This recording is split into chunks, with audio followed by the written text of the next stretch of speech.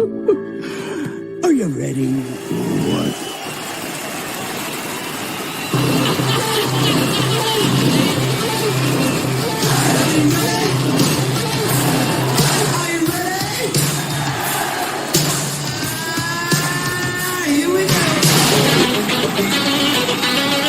I got something to say.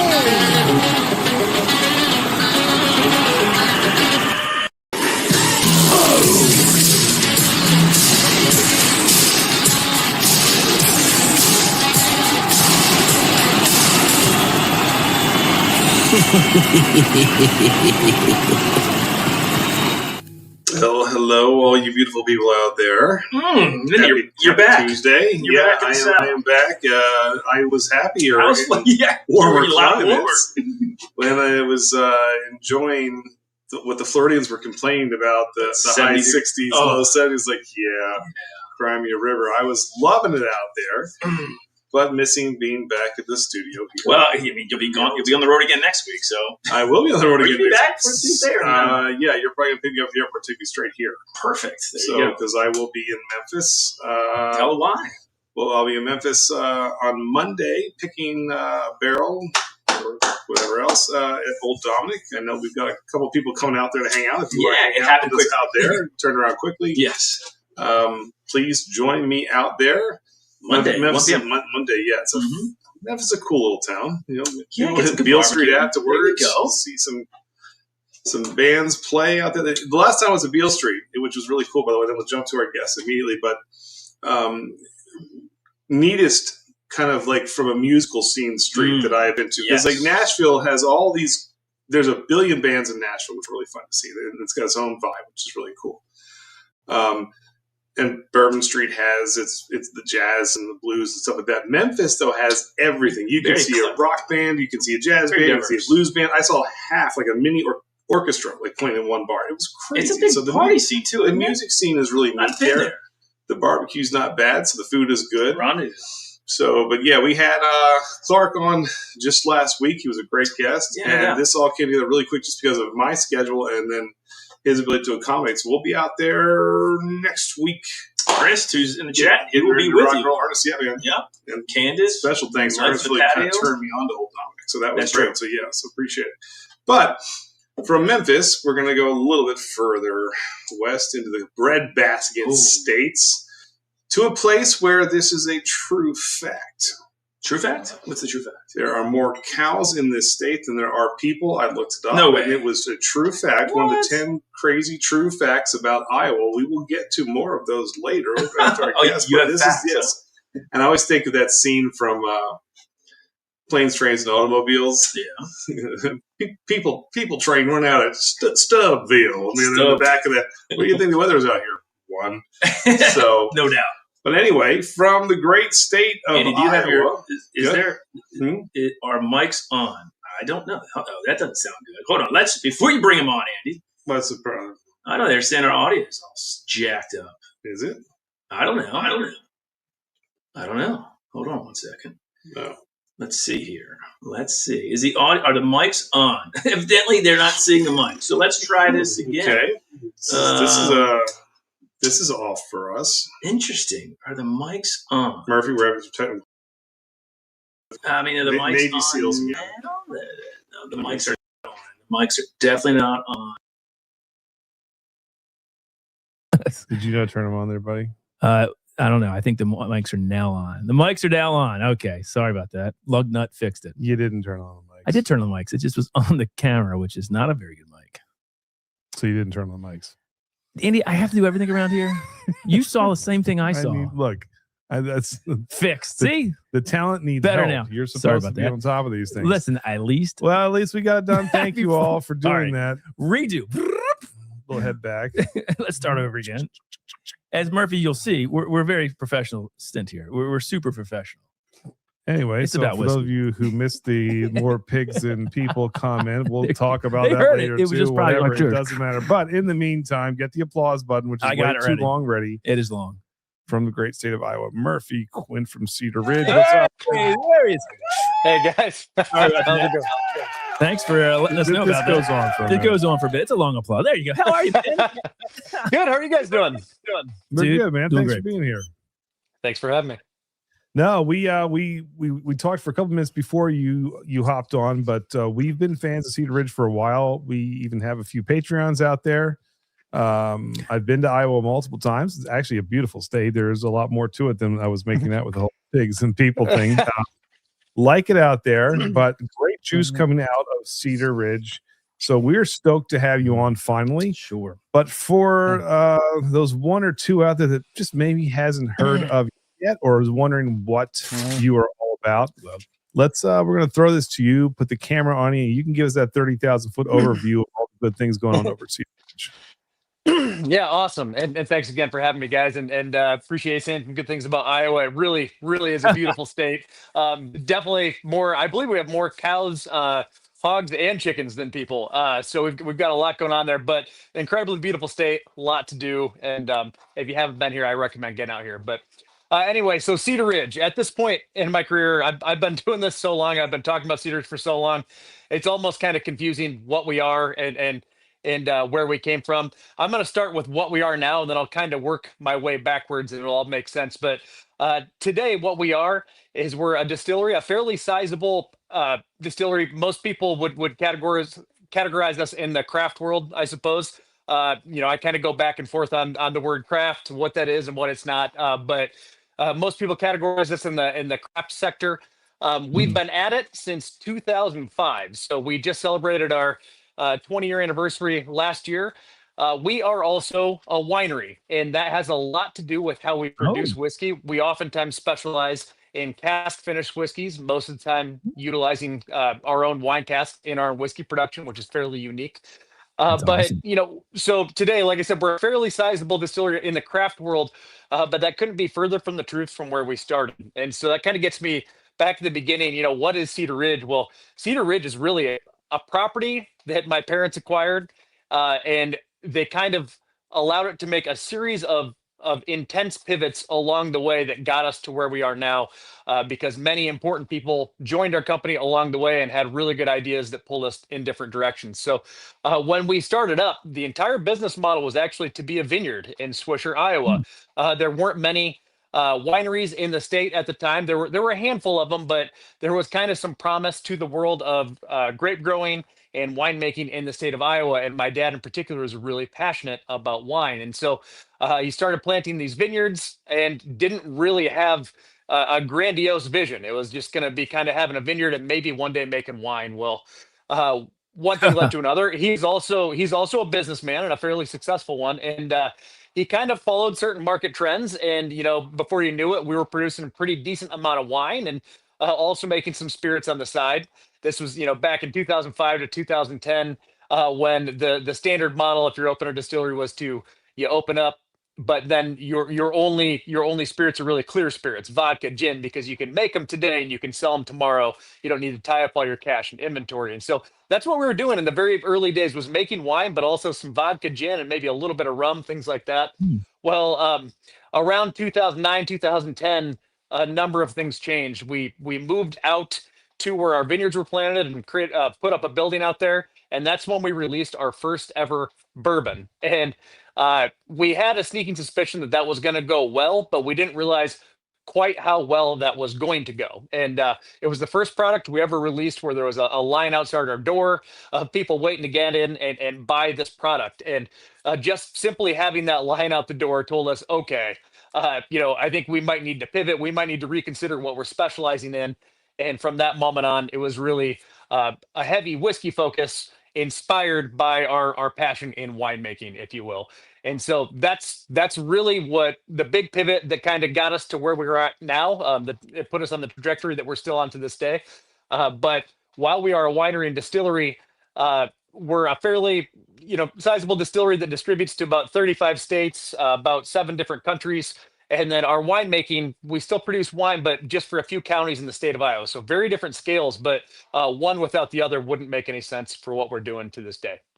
That's pretty cool. And so the people were mentioning in the chat, wine is kind of my first love. So I always like that combination of the distilleries that also have the vineyard going on the side. And Iowa wine is not probably something that's the first thing you think of when mainly because usually the topography, you're looking for a lot of hills and slopes and different things. So how is growing grapes in Iowa there? You guys are right by Cedar Rapids, right? How yep. So we're nestled right between Cedar Rapids and Iowa City. And one thing a lot of people don't really know about Iowa is that it really isn't a flat state. Now, if you drive through it, you're gonna see a lot of flat because you'll take the interstate, which is obviously man-made and flat for efficiency purposes. But if you get off the interstate and kind of venture out, you'll see that it's actually a very, very hilly state. And so the property that Cedar Ridge built on is the entire thing is actually a hill. And so our vines are exactly where they're supposed to be. I know the state of Iowa has some of the best soil on the planet. Cedar Ridge does not. We actually have terrible soil, which is really good for grape growing. We have a lot of clay and sand. So the property that we're on is unlike what you'd see in a standard cornfield or soybean field, and it's actually perfect for grape growing. So it works really well. We just have to work with certain varieties, hybrid varieties that can withstand the incredibly harsh Iowa winter. Even with the varieties that we have some vines that won't make it through the winter because we see temperatures of about -15, -16 for about a week or two every January, February. So it actually can be a great wine growing state. We just grow some varietals that most people haven't heard of. Yeah, that's cool. And JG, who is our fellow Iowan here, right. he said, don't confuse us with Nebraska. We're talking about what's wrong with Nebraska. So, it was funny that when I was in Wisconsin, up, and I drove from Wisconsin into Iowa, and I purposely, when I was leaving, I said, okay, I'm going to Iowa City, but I need to make an excursion. How far away would it take me if I went to Dyersville? Now, for those of you who don't know what Dyersville is, that's where they filmed Field of Dreams with Kevin Costner. Look at you. So they said it'll take you about 3 hours out of the way, but it's Field of Dreams if you want to go do it. And I was like, when the hell am I ever going to be back here? I was like, I've got to do it. So I veer off and I went in there and I followed this little labyrinth of a corn maze to get through Dyersville to get to the Field of Dreams. Took a bunch of pictures, and you can actually see you can rent Field of Dreams too. Like there was a party there, people who just rented it for a couple hours to play a ball game, which was kind of cool. Took the pictures, the house was in the background. It was really, really cool. It was neat. And then I drove to Iowa City, which, by the way, also beautiful. So, not lying. Like Iowa's it's a very cool state. Well, I enjoyed the time that I was out there. Love it. Marvy, the one thing you mentioned about the wine, and I think I've heard you say, you dabble in where whiskey meets wine and wine meets whiskey. I assume that means that you have access to, because of the wine making, to a bunch of amazing casks to finish your whiskey in. I mean, I assume you've got some really cool finishes that you can put these single malts and whatever in, correct? Yes, sir. So that is very much the case. And real quick, let me emphasize that I'm definitely no expert in the world of wine. We have a winemaker who goes by the name of Kent Falker. He's incredibly talented at what he does. There's no one I'd rather have running our winery than Kent. So what he does is he'll retire certain casks from the winery and he'll send them over to the distillery, and that's when I get to play with them, and it's so much fun. It's to your point. Yes, we have obviously all sorts of reds. Like from our own vineyard, for instance, Marquette, St. Croix, things like that. But then we also bring in grapes from other regions and process them on site. So we bring in the whole grapes. So we do work with some Cabernets from Merlot, so we'll have those casks available as well. But then it gets really fun when you start working with the fortifieds. This is really what sets Cedar Ridge apart from a lot of other distilleries out there. I know there's a handful of distillery winery combinations, but we actually make our own American style Ruby Port. We make our own Madeira inspired wine and a few other things like that. Those casks are incredible to work with, especially for finishing single malt, which we're going to get into. But having those casks really opened my eyes to what we can do, and it allowed me to build a little bit of a skill set on that front. And then from there, I branched out into bringing casks in from all over the globe. So, in addition to our own winery, one of the coolest parts of my job is, finding a cool source to get sherry butts through and from in Harris, Spain, or get, cool white wine casks from France or things like that. So yes, it all rooted from our winery though. No, I love me a good wine, so we're going to try that. If we get out there again, we have. I think pretty much we have to go. The other thing that I just want to mention about Iowa real quick too, which I think is interesting. You share with us beforehand that if the hat comes off, that there may not be too much on top. Okay. And look at that. He's beautiful. There we go. Oh yeah. And we could be brothers, Andy. And see, I don't think so. I think so. JG is also out there. It's just because I don't have a beard. Is that what it JG is? has a good beard. He's got a nice. So It takes me a while. we were kind of talking like there are good-looking bald men out there. It's just not me. I just hadn't found any yet. But so it's good now. They must all be in Iowa. So Maybe. You know what? No. I'm happily married, and that's all that counts, right? That's all that matters. She's a saint. She is. Anyway, but, all this talk is Not 2020 vision, but Murphy, I would love to start drinking some. We have the double oak, we have the barrel proof, we have the quintessential, we have the quintessential special release from this year. Where should we start tonight? I mean, we're going to get through all of them. What should we start, you think? Oh gosh, it is a tough order to go through. Yeah. I think, believe it or not, I'm going to have us finish with the single malt. There's no perfect way to do this. I think I would probably go with the two bourbons first, and then wrap it up with single malt. we can do that. Let's start with the And double. Todd, there's a request to show the high school photo. So there. See, I had hair back in the day. Sweet mullet. Look at that sweet mullet. You didn't just have hair. You had some hair, man. I had some hair, man. That's Murphy, impressive.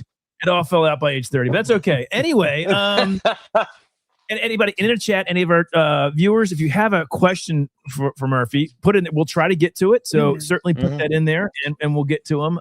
Let's talk about the bourbon and this double barrel that you have. Andy, I've drank a little bit of it since you sent it to us. I really enjoy. I think this is a fantastic sort of 105 proof. Everyday, I'd love to have this every day. Come on, to me, this is smoky note on that. It's a bit layered. I immediately when I opened all these up, that was the first one. I was like, holy crap! Right, a little like barbecue chips on this. I haven't tried it yet. I mean, tonight, but yeah, I'm sure. Yeah, go with it, Andy. You're on fire. I got a lot of toffee and roasty sort of little honey, raisins and chocolate. I got a little honey. I got a little barbecue note on this. This is. Oh, hold on. I remember this. So, yeah. I got I get like dark chocolate covered dark cherries. That's what I get. Dark chocolate covered dark cherries. So not like cloyingly sweet, not the milk, like dark chocolate. All right. That sort of dark note. And then mid palate, you get those baking spices that kind of wash over. I love it. And the proof is perfect. This is the double barrel. This is Tell us a little bit about it. Really good. Yeah. So that's our double barrel bourbon, and I'll back up a little bit. Bourbon was the first real whiskey that we started dabbling with at Cedar Ridge, and that entirely comes from Iowa's the corn state. I know that you've driven through it, so you saw plenty of corn on your way through, I'm sure. I believe Iowa produces more corn than almost any other country on the planet. So a lot of corn here, and it makes sense for us to make bourbon from Iowa corn. So that's kind of how that all rooted from. But this one in particular, I had been talking with some friends, and we all kind of got into a double barrel or a double oak phase, whatever you want to call it, and decided eventually that I wanted to give it a try too. And so what we went with on these is obviously the first treatment is New American Oak Char number 3, but the second treatment is an additional year and New American Oak Char number 3. Excuse me. The first time that I did it, I was a little nervous doing 2 new char number 3s. I thought that might be a little over oaked, overcharred, maybe throw it off balance. I think a lot of people are more likely to do maybe a char number 3 on first treatment, but then maybe, like I say, a char 2 on the second to kind of keep it lighter. So I was a little bit nervous that we might throw it off balance and overdo it, but I was really, really happy with the end result. And so we've left it like this ever since. I believe this year was our 3rd year releasing it. It's one of our most popular single barrel releases too. When people come out and do picks, a lot of Oh, them. so you can do single barrels. in this sense. Oh, we Ah. do a lot of single barrels, and a lot of them end up being double barrel bourbon just because it's kind of a fan favorite. It's one of the more. most popular LTOs we do on an annual basis, and so a lot of people end up snagging them up for barrel picks as And well. so when you, I assume, what are the proofs you get out of that single barrel Mhm. pick for a double oak? What does it go up to? Like, what are your if your barrel picks? What do they usually go up to? I mean, I'm Yeah, curious. so I'll start with barrel entry proof. Our barrel Yeah. entry proof is uniform at 120. Every Okay. single year, I say I'm going to kind of experiment both lower and higher, and then we don't. So we just don't get around to it. But 120 proof is our entry proof, and then exit. Believe it or not, it actually varies a little bit. Okay. I've seen it as high as about 123, 124. I've also seen it be 118 and 119. So when it comes to, I need to talk about maturation a little bit. We do non-climate controlled maturation, and we do it in the state of Iowa, which is going to be Yeah. very intense on it.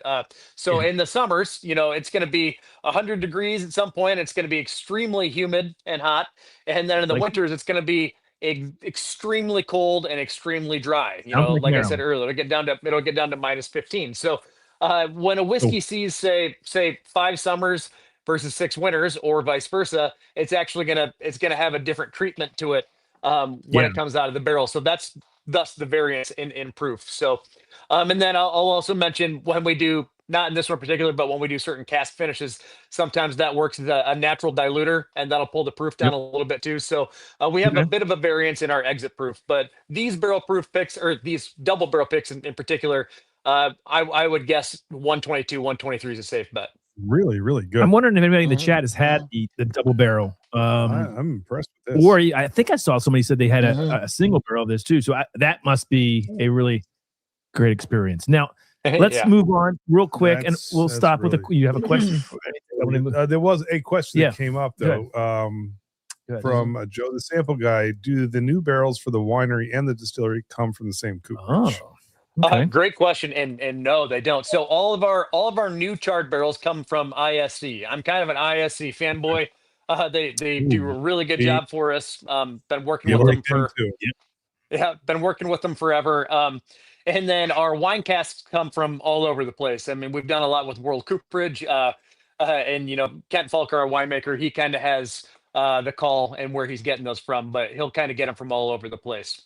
And then I talked a little bit about finishing casks earlier as well. I'll bring those in from literally all over the globe. So there's a lot of variance there. But if you're talking new barrels, always from Independent Stave Company, and 99.9% of the time, those are char number 3. The only exception is a couple times they've accidentally mixed in a few char number 4s into our deliveries, and which ended up being killer, by the way. So we might dabble a little bit more in char 4s. No, that alligator char is pretty damn good too. So if you go up one more, no worries. ISD, great stuff. Like, we've had a few single barrels from that. I mean, that's just so good stuff. Somebody mentioned they had a double oaked rye, which that sounds fantastic. Double barrel rye. Double barrel rye, Yes. right?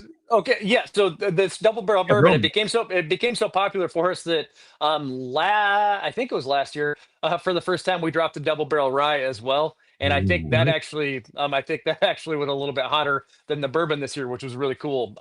So both of them racked up a lot of awards for us. And got a lot of traction, and yeah, it's been cool working with these double barrels.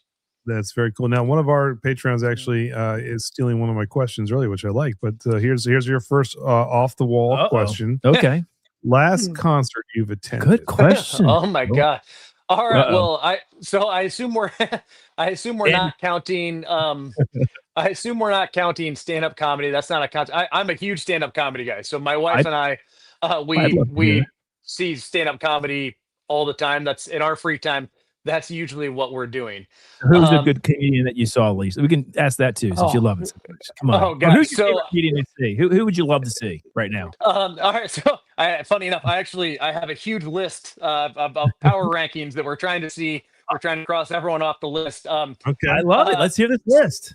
Well, I mean, so the ones that I haven't seen yet, kind of my absolute wish list of people that I haven't seen yet.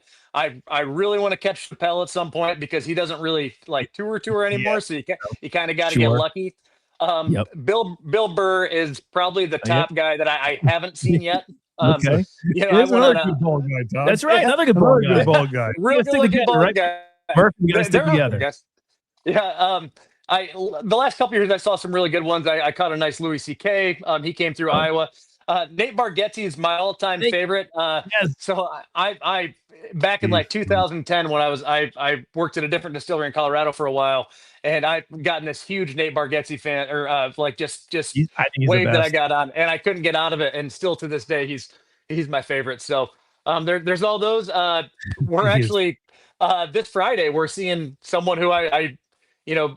I'm glad to see him kind of resurfacing. Dane Cook is going around, so we're catching Dane him this Cook is Friday. back? Dane Cook I is know, back? you know, The Dane Cook is original back, door man. He's kicker. back. That's No way.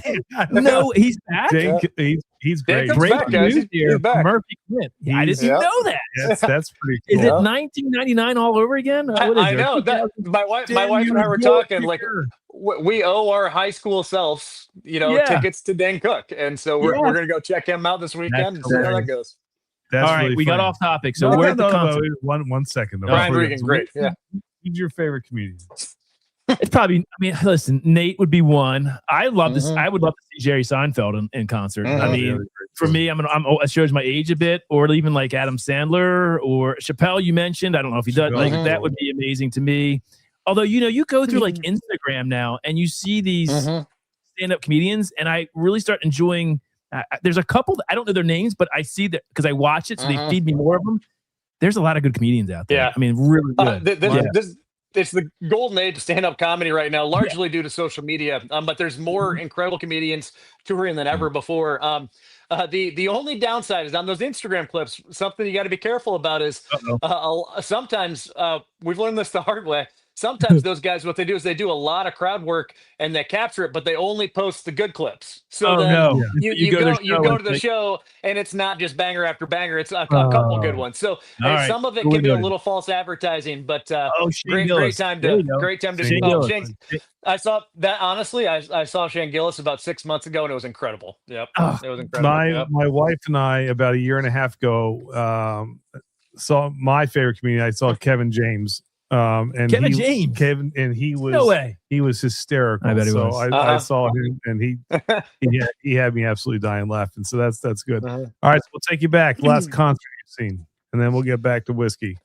I'm trying to think. Last concert that I've seen. I'm gonna go. I caught an old buddy out in Denver. He goes by Bluka, Blookah. He electronic music. Really talented. He just performed at Red Rocks recently. And it is kind of all over Denver. So I'll give him a shout out. Yeah. My youngest son, he's 9 years old, is getting into like less techno. I don't know I used to call it techno, but Daft Punk. He absolutely, and they don't play anymore, but he loves Daft Punk. Aren't they old? They're done. They don't even. Yes, he loves Daft Punk, and they start. He's like, "What other music is like this?" And I'm like, "Well, I don't know anything about it, but let's look." And so he's into ED, like he likes that kind of music. Yeah, I know you. He's drifting further away from my son-in-law status as we speak. This is my 9-year-old. Anyway, we got a real quick question here. What availability at the distillery? Nephew's going Friday or Saturday. He's muling for me. So Dave BA, what's available right now in the gift shop that people can get? Some really fun single cask, single malt. So if you like our quintessential lineups, there's some really cool ones. I think there might be the peat and malt finished in Sauterne is probably available. Number 5, our special release might have just wrapped up. I'm not sure if that'll be there. But I mean, some staff pick single barrels. There's always some really good stuff in the gift shop for sure. And then anything that you can't find there. We have a pretty good footprint in the state of Iowa. So if there's a bottle that you're looking for that the distillery has sold out of, you go to a few local liquor stores, you're going to find a whole other selection of Cedar Ridge, which is pretty cool. That's fantastic. Speaking of fantastic, this is great. What are we doing here? This is their barrel proof bourbon. Chart number 3. All right. 116 proof. This wow. This is nice. Yeah. So this is our barrel proof bourbon. And what this is kind of it's kind of a big brother version of our core product, which I need to talk about a little bit. So our core product, the product that pays all the bills, that keeps the lights on, it's the one that keeps things turning, is an 86 proof straight bourbon whiskey. Fairly simple. it's kind of our entry level product, but it's extremely versatile. You can drink it neat, you can put it in cocktails. The way we always phrase it is that 86 proof bourbon's the one that we want in the recycling bin at the end of the night. Whereas a lot of these other ones, you want them on the shelf for people to display. But so that 86 proof bourbon, we had a ton of success with that, and part of it was that we came out with it at the right time. And then another part of it was that the state of Iowans are very loyal people, and they came out and they really supported. So we still to this day are the only distillery outside of Kentucky to be the #1 seller of bourbon in any state. So in the 750 milliliter category, we're the #1 selling bourbon in the state of Iowa. We sell more 750 milliliter bottles than Jim Beam or Makers or anything like that in the state of Iowa. I read that in an article last year, and I was blown away that you. Yeah, so they outsell Jack, Jim, and Johnny in Iowa, which I think is really, really cool. Yeah, and that's all been due to the support of Iowans, obviously. And so from there, what we wanted to do, because what we noticed is that the lower proof bourbons, like 86 proof bourbon and things like that, they tend to be they're kind of like an entry into the category, and sometimes people stay there and they just keep hanging with those lower proof bourbons. But a lot of the times, what happens is people want to go deeper and they want to explore what's next, and you need to have something there to catch them. And so that's when we came out with the barrel proof bourbon, which is as close to what our bourbon tastes like straight out of the barrel. Obviously, we have the barrel proof bourbon's 116 proof because we needed to go with the highest possible proof that we could hit consistently without worrying about having barrels come in under proof. So we landed on 116, New American Oak Char #3, and we're really happy with it. Really happy. I love and the price. And JG mentioned this. I don't know what your 86 proof is priced at, but this is $49. Am I correct? What a steal, dude! That is correct. 45 to 49, and the 86 proof bourbon is 30 to 35. So, one thing, we work incredibly hard at being price conscious. It's such an incredibly competitive market out there right now. Yep. And it was competitive 5 years ago. It's insanely competitive, almost dangerously competitive right now. And so if you're not working hard to keep your costs low, you're going to have a big problem. And so we have my dad, the founder, is a CFO by background, but we also have another CFO in the company, and we're constantly making sure that our costs are kept low so that we can have an affordable shelf price. Because one thing we found is that, as our brand spreads, and we are gaining a lot of popularity right now, if someone in, say, South Carolina wants to take a shot on our bottle, we need to have less barriers getting in their way to do that, right. So we want to make it. Yeah. I was going to say, in a world where prices are going insane, right? And nowadays, I think consumers we're even being much more price conscious. Yeah. Like, do I really need to spend $90 for something? I don't know what it is. But when I see something like barrel proof and, 116 proof and the mash bill and the 8, $49. Yeah, I'll take a gamble on that. And then you try it. And you're like, oh, well, this is well worth that money. I love it. It also makes me think this is what's also impressive. So what's the price point on the 86 proof?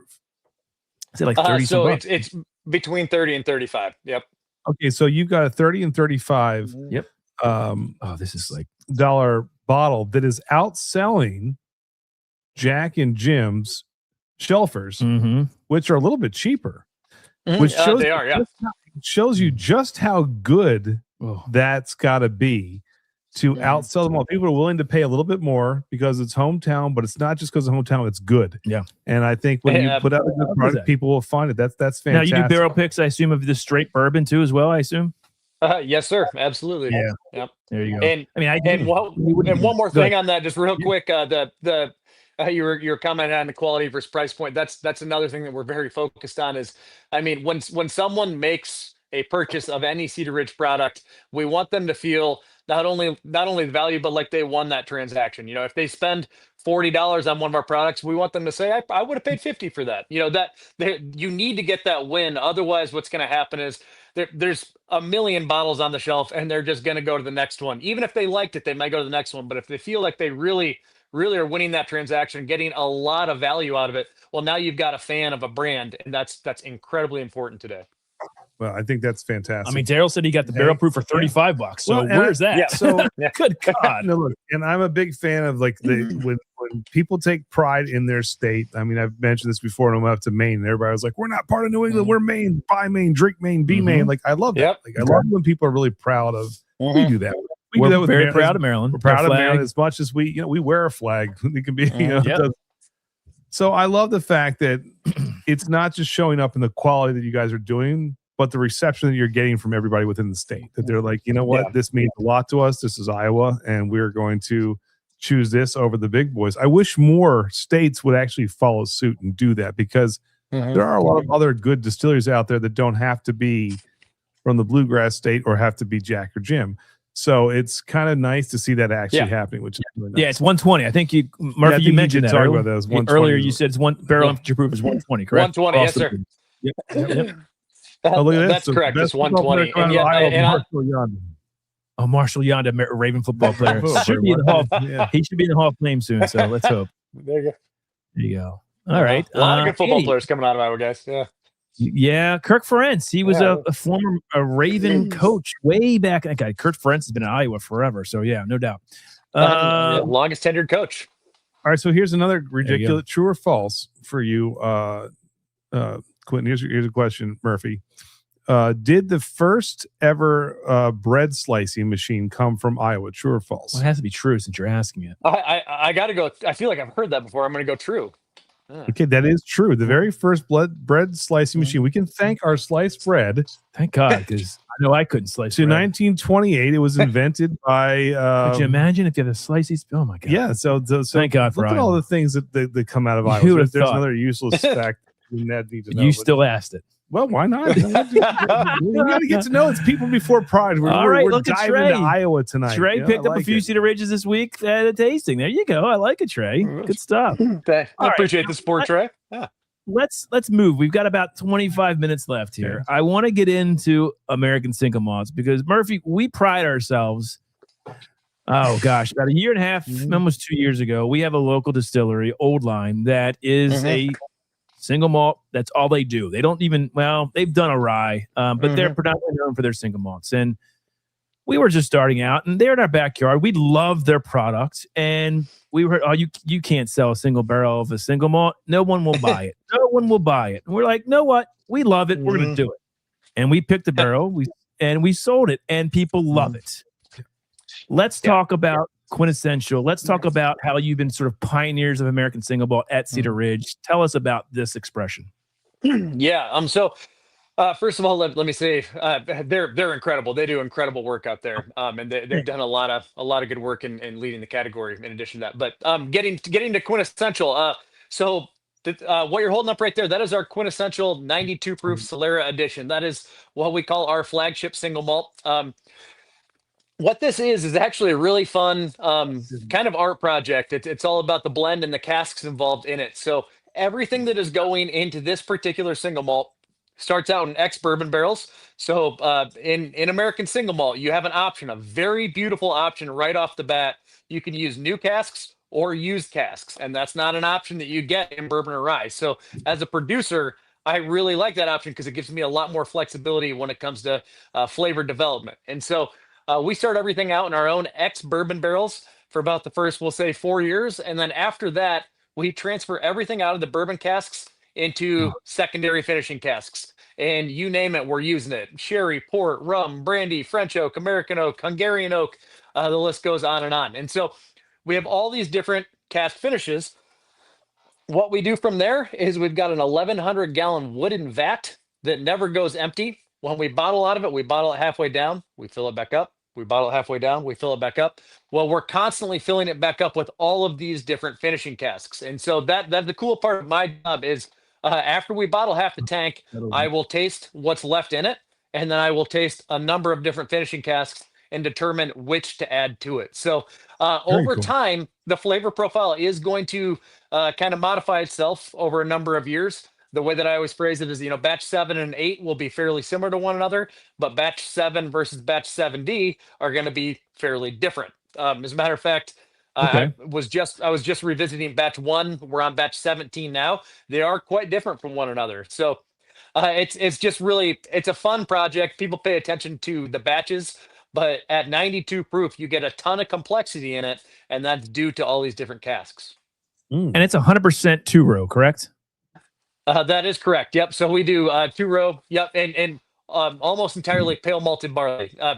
Actually, yeah, in the Solera vat, I've never put anything in any unique malts other than peat. There's been just a touch of peated malt in there. I always kind of wait to bring that up. About 8% of the whiskey that goes in there is peated malt. So the way that the way that I phrase that is it kind of rounds out the flavor profile. You know, it's not the headliner. It's kind of a supporting character. But it does. I'll get into it a little bit more when we get into the special release. I like to dabble with a little peat when I do my blending just to kind of round things out. But yeah, that's what you've got. And you should get a nice fruit forward layer from things like brandy. I do a ton of brandy cask finishes on our single malt that go into that vat. And then you should get plenty of, kind of the richer side of single malt, which I would consider to be sherry, ruby port, things like that. Those should make an appearance as well. I get big time orchard fruits. I even get like vanilla cream right after that. Caramel. There's a subtle that peat. I call it barbecue. That's right. That's that barbecue. Yeah. And I'll be honest with you, Murphy. When we first started this endeavor, well, first of all, we started as homebrewers. So the funny thing is, when you say 2-row, that's our base malt for brewing, right? So we use 2-row for our base malt. We couldn't. Maybe I still can't. Like, I'm not a huge Scotch fan, right? So I don't love peated Scotch. But when we would try some peat, all I would taste is Band-Aids and burnt tires. That's all. But I will say this: we have started. Our patrons have sent us. I've started coming around now, where I've tried this and other expressions that have slight peat, and I enjoyed how it accented and pulled out other flavors. And I'm really maybe it's just my palate. I like how you put it though. Yeah, when you said that it's not the headliner. It's like an opening. Like I think that's what, and it's done in a way to balance as opposed to overpower. It's funny. So JG, who is a fellow Iowan of yours, he sent us or someone sent us a sample of Lefroy 10. Oh yeah, they killed us. And he's like, man, this tastes like vanilla ice cream or something like that. And it tastes like the hell it tastes like. It was like so over the top peat. And I was like, man, I can't. And I couldn't taste anything else. But when the peat is not the predominant player, and you get it to be a complement, not the centerpiece, it really does add a lot to it. And I when I smelled this before you even had it, I was like, yo, you said it. Yeah. I'm like, it says with a subtle peat finish. So I guess that's where that comes from. But the subtleness it works in a really nice way that I think adds a lot to it. Yeah, it can almost be a bit like say a bass guitar. You don't always realize how important that is until you take it away, and then you realize that you're missing something. It's kind of in the background, but it's really important. And I've talked a lot about this, so forgive me if anyone's listening and repeating, and I'm repeating myself here. But when I do my blends, what I'm usually going for is I usually try to follow the arc of a story, right? And that's you kind of build your plot, you get a rising action to the climax, falling action, and conclusion. So I try to follow that same thing. You'll see that a little bit more on the next one that we're going to try, the special release. Well, every now and then when your whiskey, the experience of drinking it, it kind of starts to tell that story. Every now and then you'll get a dip where it's just quiet and then it'll take back off again. Well, by utilizing a little bit of peat in your blend, you can actually close that gap so that now you've got that perfect arc again. There might be a little lull or a little moment of imperfection, and just a little bit of peat can kind of subdue that. And so that's what I like to use peated malt for. It's a little bit of a hack when it comes to blending. That's smart. I like it. That's really good. And this is fantastic. It almost really rounds it up a little bit. That 92 proof, it takes it up just a notch. And the interesting thing is, so 100% 2-row, and with that little peat, when I'm looking at the mash bill for the American single malt and again, single malt doesn't mean just one malt, right? It just means a single distillery, correct? Am I wrong on that? No, that's exactly correct, and it's a common misconception. Honestly, that actually does a lot of confusion for our industry. The word single and single malt is referring to one single distillery. I can't buy whiskey from your distillery and blend it with mine. That'd be a blended malt, not a single malt. Right. It There you go. doesn't mean one single malt. You know, you can use many different Because types of malt. Yeah, they're using 90% two row and then 10% deep roasted malted barley, which we know is a different type of malt. I mean, it's not a single correct. malt. So, but it's an American single malt because it's the same distillery. By the Got way, we got to hook you up with Mark and Arch. Those two guys. Oh. I think your personality, you guys would jive. I mean, a couple pours, we'd have a We blast. got to. together. All right, now we're gonna Sounds like a pour the dream. last pour. Yeah, the last pour of the night is the one that. And again, thank you for sending these. You're distributed in how many states, Murphy? 35.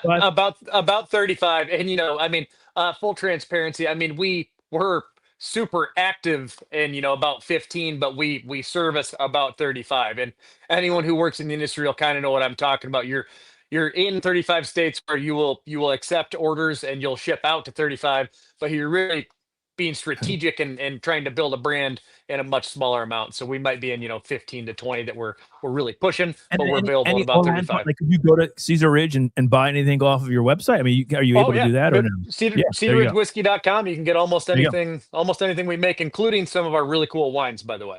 Yeah. Well, let's talk about the last bottle we have here, which is, again, the quintessential, but it's a special release number 5. I guess this is something you do every year around the. So let's talk. Andy, you're going to absolutely love this. I immediately, this was the last one I tried, and I couldn't wait for you to. This is the first time he's trying it, by the way. So, Todd liked it. I liked it a lot because there's nothing left. So that's exciting. Yeah. it is something. I took it to a bottle share this weekend, and I had a couple of Scotch drinkers, and I blinded it, and they're like, "I don't know what that is, but that's amazing." They had never had this before. And when I showed it to them, they're like, "Well, if you do a single barrel pick, I want to be on that with you, because if there's anything like that out there, I need to be a part of that." So tell us about this sort of special release number 5. What is that finished in? A bunch of things. He'll tell you. All right, here, I'll dive into it. But before I do, I want to comment on one thing you said, and that's Scotch drinkers. American single malt is an interesting category right now because there's a lot of debate on who the target consumer is. And I would argue what single malt in America has been doing is actually pulling people out of bourbon. People who really fall in love with bourbon and want to explore other categories will end up in single. Yeah, will end up in single malt, and that's primarily what has happened. I have kind of a personal project. I really want to get Scotch people on board with what we're doing, not only at Cedar Ridge, but in the United States in general. And so for that reason, and in addition, I just tend to like Scotch a lot. I try to make a more Scotch-like American single malt. And what I mean is, there's a lot of American singles out there that are great, by the way, that do big, bold specialty malts. Everyone's kind of specializing in their own thing. Some do smoked malts, specialty malts. Some do new oak instead of used oak. So there's a lot of different things happening. We do ex-bourbon cask initial maturation, and we mainly do 2-row pale malted barley. So we're gonna right off the bat have a little bit more Scotch-like mouthfeel and flavor profile. So that's what we're going for. Anyway, what this one is this is our quintessential special release. And like I said a few times now, we really specialize in secondary cask maturation, aka finishing casks. Yeah, so that's what we've got it's kind of our black labels single malt. Comes out once a year. This is the 5th time that we've done it. There's a few different reasons why this one's called number 5. This is the 5th release. I thought it would be funny to name it number 5 when we didn't name the first 4, 1, 2, 3, or 4. So it's kind of a fun thing to do. But I love it. Also, there's a few other reasons why we named it number 5. My family's last name is Quint, which means 5. And there are 5 different casks involved in this. So all the single malt in this particular blend started out in ex-bourbon and then was finished in Ruby Port from overseas, Ruby Port from our own winery, Madeira from overseas, Madeira-inspired wine from our own winery, and then lastly, Marquette red wine from my favorite vineyard on our property. And that wine was made by our winemaker, Kent. So Marquette, Ruby Port, and Madeira. I will also mention that the Madeira actually held peated malt. So this one does have a decent amount of peat, but it is not a peat monster. Anything I do is going to be kind of on the subtle side of things, but a little bit more than that 92 proof that we just had. Gives you that smoky barbecue that I love in these whiskeys. But you get those notes of the fortified. Oh, that's 100%. You get the my dark cherry notes. You get dark cherries, little anise there. You get some. I get some maple syrup in this. This is a really layered, well well done. raisin This bread. is really good. I mean, it's just go ahead. No, I was gonna say thank you guys for that. That's really awesome. This has been getting a lot of good recognition. It got Did it win any awards? This had to. I wish I would have had this last year because it would have been in our finished whiskey. Yeah. I mean, it's so weird. good. It's weird. It's really weird how the awards work because so this was dropped in 2025, and so it'll mostly be 2026 awards because It's a lot of the awards are kind of a year lag. So the awards that we're getting this year are actually for the fourth quintessential special release All right, we did. Good. We I got drank this it for for 26. I bought It's it. good. I Yeah. got 26. It's gonna go on. Yeah, so thing this one will is go so 2026. I'm actually working on the 2026 release right now. That'll come out at May 1st, and it's I'm having a heck of a time with it. I keep getting this close, and just not to the finish line yet. But these blends, I mean, they take about 8 months for me to kind of get them dialed in.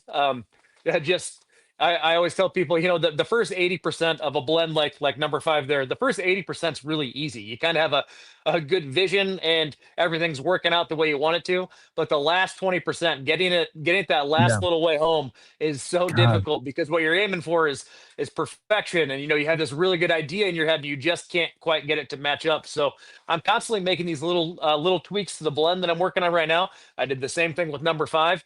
And it's getting closer every day. But the hard part is, guys, is that if I add a gallon of whiskey to a 500-gallon vat, I need to wait 2 weeks to even touch it again because it goes through what I call a shock period where it's kind of finding its new flavor profile. So anytime you make even a small tweak to it, you have to be hands off for 2 weeks before you can even assess it and keep going. So they get really difficult. They kind of mess with your head because, like the first 4 special releases we've done had a lot of success. And so when I was working on this number 5, I was in the same situation where I couldn't quite get it dialed in. And you start to second guess yourself and, think, wow, am I even any good at this anymore? And then it finally gets to where you want it to be. And it's the best feeling in the whole world. It's like 8 months of just working at something and it finally comes to fruition.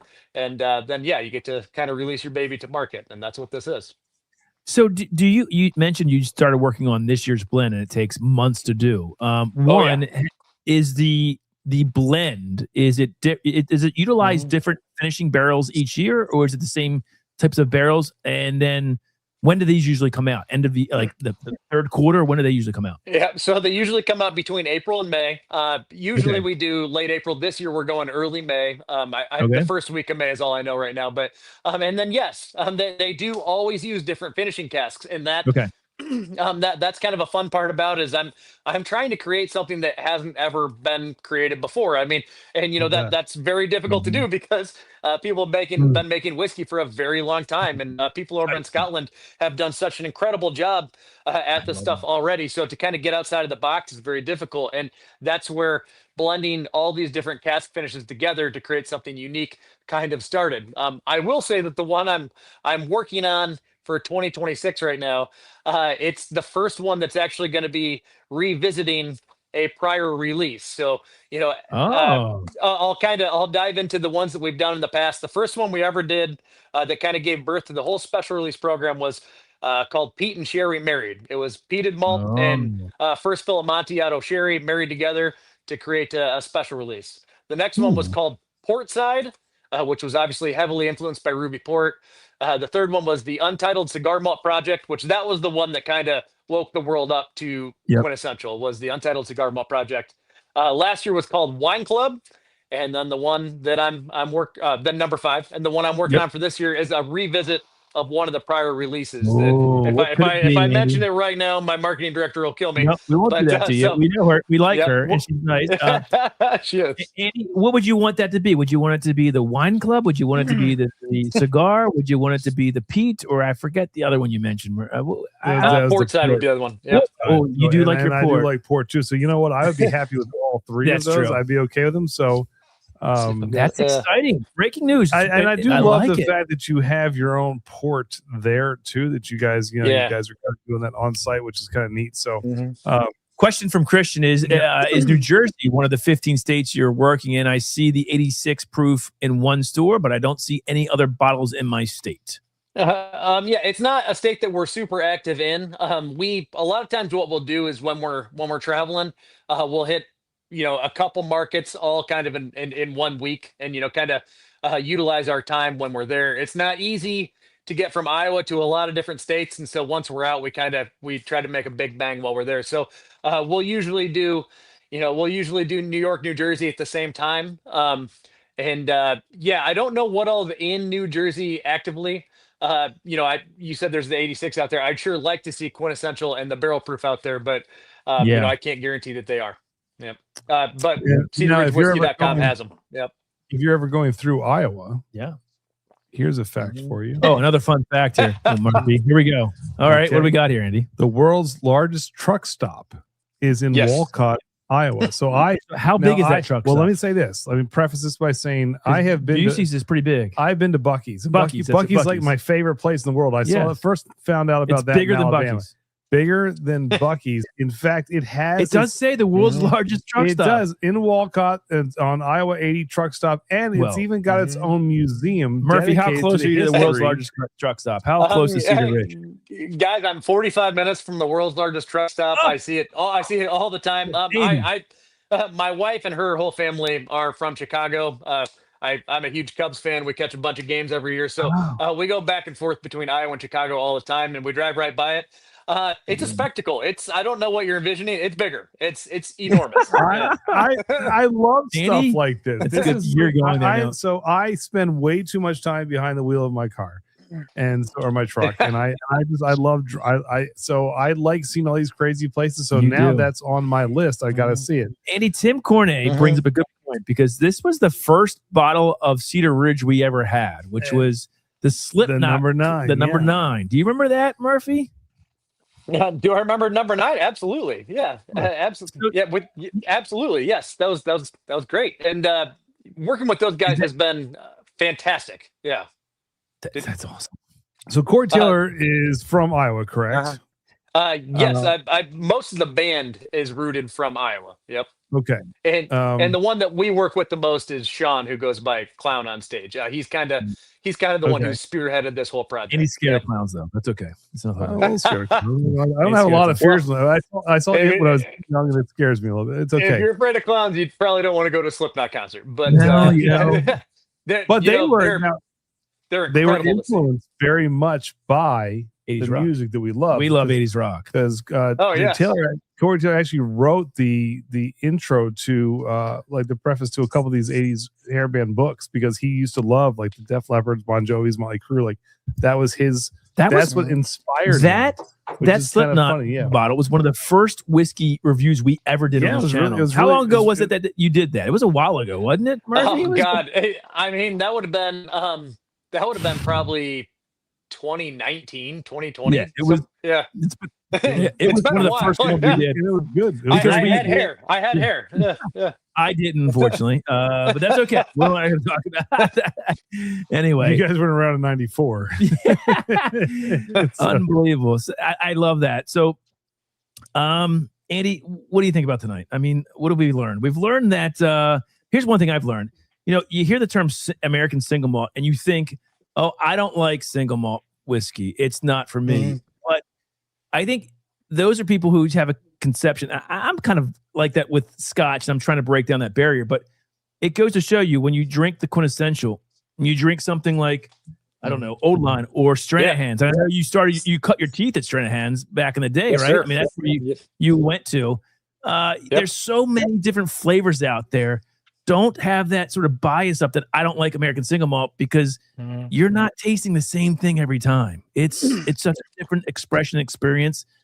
Go for it. You're gonna find something you like. I promise you. Well, and now that it's a category, and Yes. I feel like that's opened up a whole new audience and a whole new wave of people going to be exposed to American single. We were talking to Mark and Arch at Old Line about how they used to say, "Look, that category is on the verge of something big. Mhm. We're at the goal line. We just got to cross it," and that happened last year, which I think is going to launch the ones who are doing it well. Not everybody is doing American single malts well. That's the thing. And I think we could probably name on one hand like 5 places that are just knocking it out of the park. You would be in that category.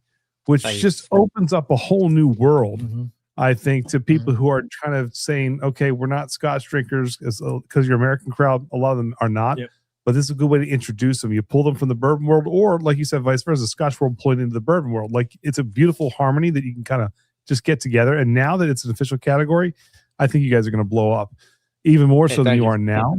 But you've got the other products to back it up. buddy. A lot of places that do this don't have the other portfolio. The rye. What You've the- got wine, you've got vodka, and you've got rum, and you've got gin, but your whiskeys are bangers. Dude. They're great, and I think that's Thank just you. going to set you guys apart. I really do.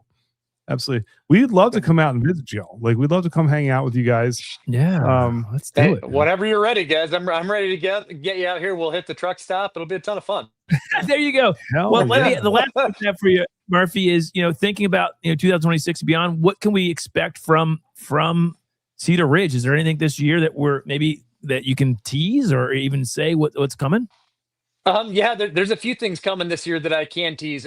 So we talked a little bit about the next special release. That's going to be the first big one, and Okay. I think that will probably be the biggest. In I May, think that's right? going to make, coming out in May, and that's going to make a big splash. It's going to be good for American single malt in general. So I'm really excited to get that out to market. Just got to finish the blend, which I've almost got dialed in. Outside of that, there are a few things we're going to do. Our first batch of bourbon that is actually cask finished in anything other than port. So we've done plenty single barrel drops, a ton of different single barrel drops of all different cask types, but this is actually going to be a batch finished in one specific type that I can't reveal yet, but that's going to be really exciting. That'll come out actually in the next couple months. And then last year, for the first time ever, we did our anniversary release. On our 20th anniversary, we dropped our first ever anniversary edition. And we vastly underestimated how quickly that was going to go. And so by popular demand, we're going to do batch number 2 of our anniversary edition about halfway through the year. So those are just kind of a couple big things that are going to happen in the first half. Then, I'll also mention, kind of on the award side of things. Tomorrow, we're actually driving down to Kentucky for the World Whiskies Awards and Icons of Whiskey. Real big award ceremony, one of the biggest of the year. And so hopefully we can get some hardware that'll kind of help keep the wheels turning tomorrow. Let's do it. One last question. Awesome. Ethan wants to know, are you guys doing a whiskey club? Is there a whiskey club in the future, possibly from Cedar Ridge? I think I can. Yes, there is. There is a whiskey club coming. I can't reveal what it's called or when it will be up and running, but I can tell you that it is something that we're working on a daily basis right now. And yes, there will be a whiskey club coming out in the near future. Love it. All right. Now here's the last thing to wrap it up. Okay. Let's wrap it up. Tie a bow on it. Good tie a bow on this. In about a week and actually 2 weeks from tonight, I think it is. Yeah. Yes. 2 weeks from tonight, actually. 2 weeks from tonight. I'll be in Las Vegas, and I will be at Caesar's Palace. I will be watching the greatest rock band of this and or any generation, Def Leppard. Play setting you up there, Murphy. Yes. All right, now. A rumor has it that JG, who was an Iowa native, last year went and saw Def Leppard in Iowa. Iowa State Fair. Yeah, they headlined. Did you go to that concert? And if not, what is your excuse for missing an amazing show? As you can see, and our son, I'm just asking. Just it's a fair question, and guys, I think we gotta wrap up. No, we have to wrap. The wife's calling. The wife is calling. She's calling my name. I got her. No, I did not get there, which is a mistake. That how many opportunities are you going to get to see that? I did not. Which I actually have a much even worse confession that I have never. This is embarrassing as an Iowan to say. I have never been to the state fair, and it's like the biggest deal in the state of Iowa. So I haven't been there. And I honestly, I'm sure there was a reason why I wasn't there, but I do not know it off the top of my head, which is not a good answer right now. No, you failed that test. Hey, you look good. Everything else you were spot on tonight. You're allowed one miss. But before you wrap it up, I will say this: if they come back, because JG's out there and a Do you couple know other people. Yeah, he's met Murphy. He's met Murphy. He's another bald guy like me. Yeah, he looks like not only good looking. So he met you, but honestly, we'll take you. We will take you to if they ever do the state fair again. Come on, you know, pour some sugar on me. You know that anthem song. I'm familiar. I would love to go with you guys. I would really enjoy that. Real quick, Roman has a question. Any Amontillado sherry finished bourbon coming again? Is it coming again? Possibly. That will indeed be coming out. Yeah, and we dropped that. So last year was the second time we did it. The first year we did that, we just did it on a whim, and we kind of just put it out there. We didn't really talk about it, and it went bananas. So that's an Amontillado finished bourbon, and we will be dropping that again at the end of the year. That always happens near December. Yeah, Murphy, don't drop off. We're going to end the show, but we have 1 second. We're going to ask you one question, and guys, we'll be back next Tuesday with music. Andy, you will be back from Memphis, I believe. So I will just be getting off the plane, and I'll bring you here. Masabi will be picking me up. Murphy, you've been the best. Super excited about what's to come from Cedar Ridge. Thanks for coming on. Hopefully you enjoyed it. And man, great job. Well done. Just with everything. This was a blast. Thanks so much for having me, guys. Hope to do it again. So we do have one last question. Oh God, Andy, he's got to get to his wife. I know he does. Do you want to see? Do you want to see an embarrassing clip at the beach, or would you like to see a milkshake clip? You have two choices to be taken out of. Why do you always do this to me? Because it's easy. Is there any more context there? You just get beach or milkshake to take you out. You get to pick beach which one would be probably funnier because it shows how dumb I was 6 years ago. I got to go beach. God, beach it is. Murphy, there's context to this. I'll tell you to you. Don't leave, please. Just watch him in all his beautiful glory. Guys, we'll see you next week. Again, music Murphy, coming thank next you week. from Cedar Ridge. You guys are the best. We appreciate you. Rock on, people. Yeah, guys. Excellent. Okay, what you guys are all waiting for tonight on our live stream, our members only giveaway is something very special.